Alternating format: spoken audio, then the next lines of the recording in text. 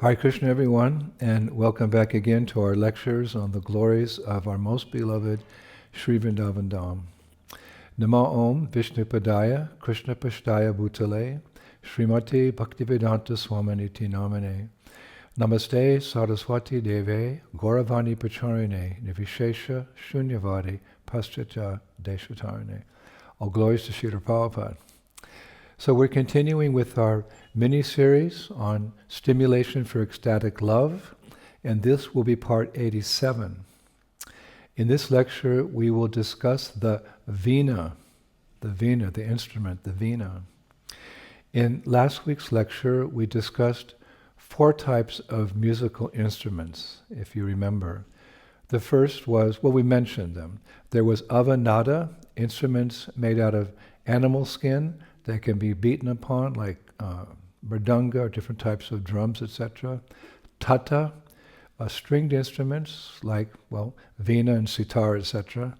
Gana, meaning percussion instruments mainly made out of metal, like kartals. And sushira. Sushira means wind instruments, like the flute, etc. So the Vina belongs to the Tata, stringed category. And Bharat Muni gives the names of various types of Venas in his Natya Shastra, chapter 29, verse 118. A little technical, but necessary. Sapta Tantri Bhavet Chitra Vipanchi Nava Tantrika Vipanchi Kona Vadyashak Chitra Achanguli Vadana. The 7-stringed Vina is known as Chitra, whereas the 9-stringed Vina is known as Vipanchi or Vipanchika. The Chitra is played using fingers, where the Vipanchi is played using a kona. So I looked up a kona. Kona is like a wooden or metal bar that you slide along the strings like that. You see sometimes in modern days they use that with the guitar or something like that. Anyway, now, without a doubt, one of the most famous personalities having a Vena is our Narada Muni. In the Brihad Bhagavatamrita 2.4, verses 161 to 162, the BPT commentators note, and I quote, Gopakumar is amazed that he meets Narada almost everywhere and sees him always the same, with the same Vena in hand, Narada. And the purport says, Narada the sage constantly travels throughout the creation, preaching and performing Sankirtan of the names and glories of God while playing his Vena, a string instrument similar to a sitar. And as many of you know, we're introduced to Narada Muni earlier in the Srimad Bhagavatam. Actually, first canto, chapter 5 to begin with, where he's preaching to Srila Vyasadeva. At that time, he reveals to Srila Vyasadeva that in his previous life, he was the son of a maidservant. Srimad Bhagavatam 1.5.25, he says, O Muni, addressing Srila Vyasa, in my past life, in the last millennium, I was born as the son of a certain maidservant, engaged in the service of brahmanas, who were following the principles of Vedanta. When they were living together during the 4 months of the rainy season, I was engaged in their personal service. But interestingly enough, the Brahma Vaivarta Purana describes how before that life, Narada Muni was a Gandharva in Svargaloka. And the Brahma Vaivarta Purana describes that he was, it describes as follows. He was the adorable husband of 50 Gandharva ladies in the full bloom of their youth and feminine attractiveness. Having won the hearts of these ladies, he was ceaselessly infatuated with sense gratification. It's further stated that he was the progenitor of the Gandharvas, his singing voice was melodious, and his youth unfailing. Interesting. His youth was unfailing. He was expert in song and the play of the Vina, and was wise, sweet-spoken, and tranquil in disposition. His name in that life was Upabharana, meaning literally the adorable one. But it's described even as a Gandharva prince, like you could say Gandharva prince, in the midst of such pleasurable life, he never completely gave up Sankirtan, meaning chanting of the names and glories of the Supreme Personality of Godhead. That's indicated in Brahma Vaivarta Purana 1.13.7. Tatopi suchiram rasyam kritvatabi sahasnisam jagama brahmana shtanam harigatam jago mune. Having nicely ruled the kingdom for some time in the company of his wives, once upon a time, singing the glories of Lord Hari, Upabharana suddenly came to the abode of Brahma.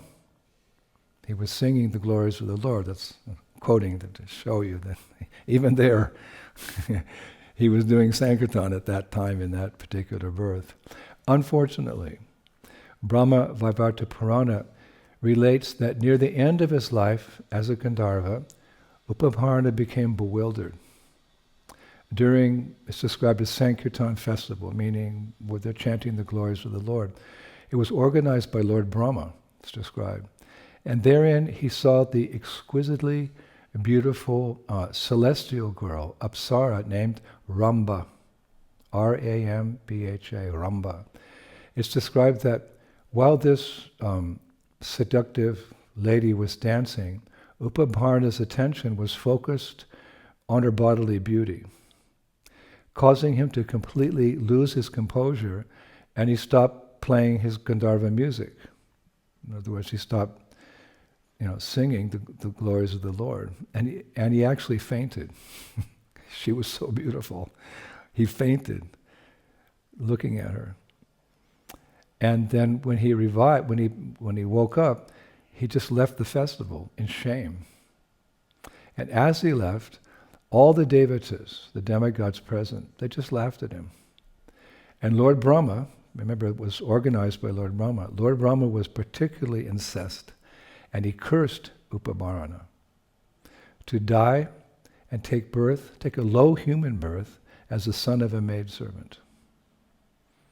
But in Srimad Bhagavatam, again, Canto 1, Chapter 5, and also in part in Chapter 6, where he's preaching to Srila Vyasadeva, he describes that in that life, he revived his Krishna consciousness. Many of us have given lectures on that particular part of the Bhagavatam.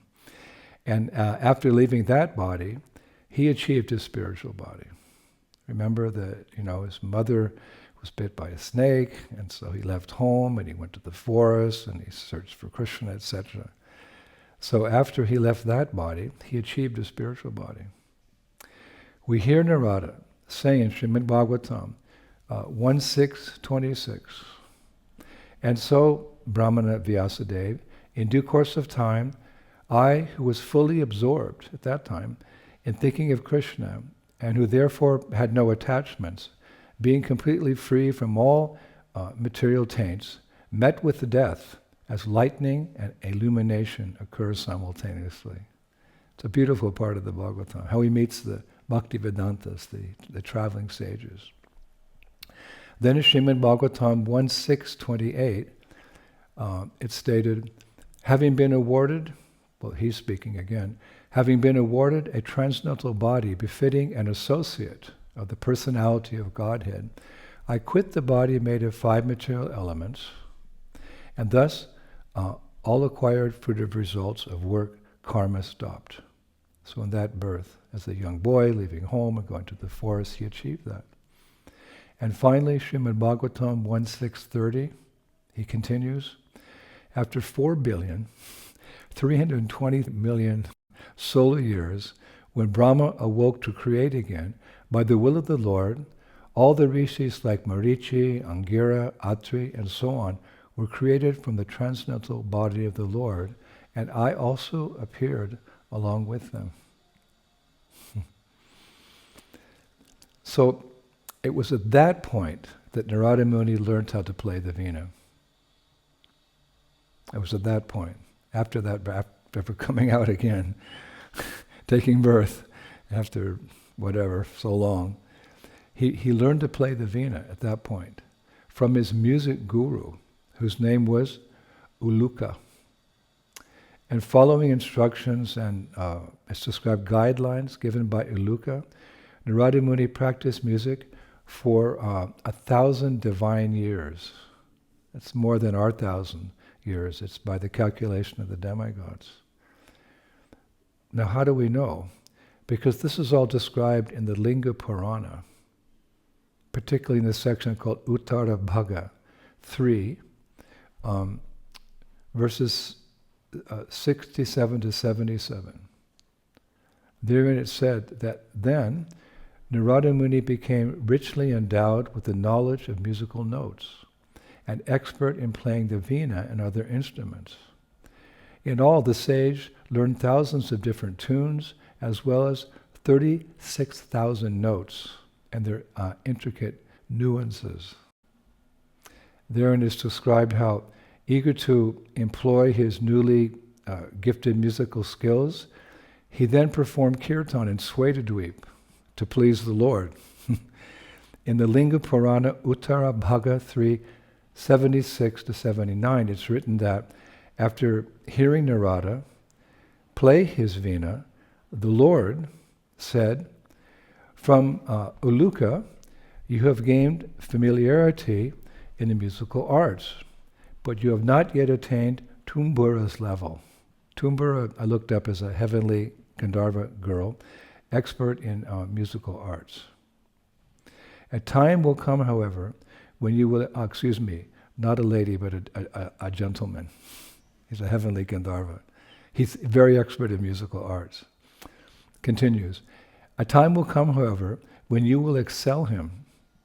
In the 28th cycle of the 4 yugas of Vaivashata Manu, I shall appear in the Yadu dynasty as Krishna, the son of Devaki and Vasudeva. At that time, I will fully empower you in the art of music. So nice to read about this history in detail. So sometime later, the Lord's prediction came to pass, namely on Raivataka mountain, it's described near Dwarka, where Lord Krishna instructed his wife, Queen Jambavati, as follows. It's really interesting. O gentle lady, kindly teach Narada the art of playing the Vena in accordance with Shastric injunctions. That's Linga Purana Uttarabhanga 396. And after a year of dedicated practice with Jambavati, then the Lord ordered Narada to approach Queen Satyabhama for instruction in the art of singing. Yet even after this second year of training, it wasn't finished. Krishna then directed Narada to Queen Rukmini, whose, initial analysis tested Narada's patience. In the Linga Purana Uttarabhanga 3.102, Rukmini says, even though you have been chanting for a long time, you still do not understand the notes perfectly. So Narada didn't give up. With great determination, he studied under Queen Rukmini for 3 years, as described.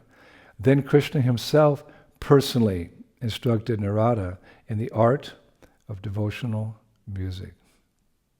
And after some time, he was finally able to surpass Tumburu. Tumburu.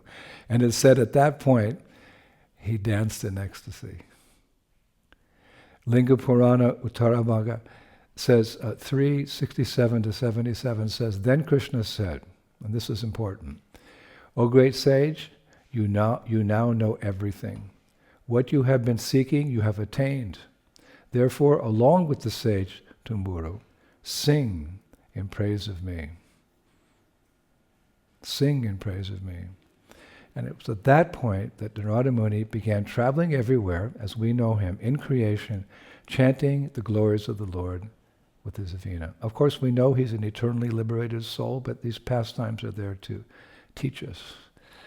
We also need to study and grasp, our whatever talents we have, whatever knowledge we have, to employ it properly in the service of Guru and Gauranga.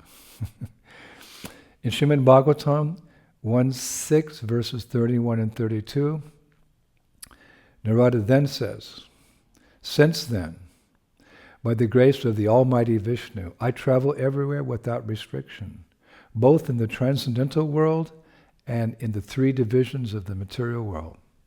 This is because I am fixed in unbroken devotional service to the Lord. And thus I travel, constantly singing the transcendental message of the glories of the Lord, vibrating this instrument called a Vena, which is charged with transcendental sound and which was given to me by Lord Krishna." Now, which I found really interesting is that in the purport to this verse, Srila Prabhupada elaborates. And in his elaboration, he's quoting the Linga Purana himself. He himself. So everything I'm saying is authorized. When you say something, you have, in Vedic circles, you have to back it up with Shastric references. So I've been quoting Linga Purana because Srila Prabhupada quotes Linga Purana as follows in the purport. Prabhupada writes, "The musical string instrument called the Vena, which was handed to Narada by Lord Sri Krishna, is described in the Linga Purana. And this is confirmed by Srila Jiva Goswami." Now Srila Prabhupada quotes Srila Jiva Goswami in his purport. Jiva Goswami has written, "The transcendental instrument, this transcendental instrument, the Vena, is identical with Lord Krishna and Narada, because all of them are of the same transcendental category. Sound vibrated by the instrument cannot be material, and therefore the glories and pastimes which are broadcast by the instrument of Narada are also transcendental without a tinge of material inebriety." Thank you, Srila Jiva Goswami. Hare Krishna. Wasn't that interesting? Linga Purana. And Prabhupada quotes the history of Narada Muni. So we'll conclude today with a song by Srila Bhaktivinoda Thakur about Narada Muni playing his Vena. The song is entitled Narada Muni Bhajai Vena. It's actually from Srila Bhaktivinoda Thakur's Gita-vali. As follows. When the great soul, Narada Muni, plays his Vena, the holy name, Radhika Raman, descends and immediately appears amidst the kirtan of the Lord's devotees.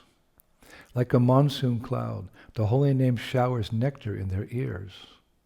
All the devotees, due to great ecstasy, repeatedly dance to their heart's content. All the people of the universe become maddened upon hearing this intoxicating shower of nectar. Some people cry, some dance, and others become fully intoxicated within their minds. Lord Shiva, embracing Narada Muni, repeatedly makes loud screams of ecstatic joy, and Lord Brahma, dancing very ecstatically, says, "All of you, kindly chant, Hari Bol, Hari Bol." In great happiness, the thousand-faced Anantashesha chants Hari Hari.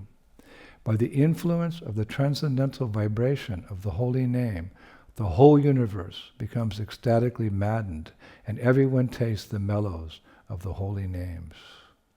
Thakur Bhaktivinoda, the humble servant of the Lord, says, "The holy name of Krishna has fulfilled all my desires by vibrating on everyone's tongue." Bhaktivinoda therefore prays at the feet of Sri Rupa Goswami that the chanting of Harinam may continue like this always. Hare Krishna. Narada Muni and his Vena.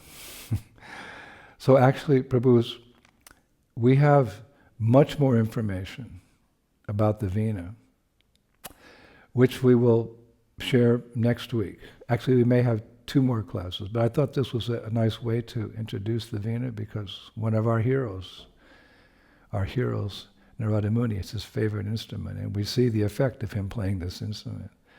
So next week we'll have part 2 of the Vena. Therein we'll hear about the absolute master of the Vena. Who's the absolute master of the Vena? Vrindavaneshwari, Srimati Radharani. And when she plays her Vena, she mesmerizes Krishna at all of Braj Bhumi, with her playing. So I look forward to sharing that, and I'm sure you look forward to hearing it. Thank you so much. All glories to Srila Prabhupada.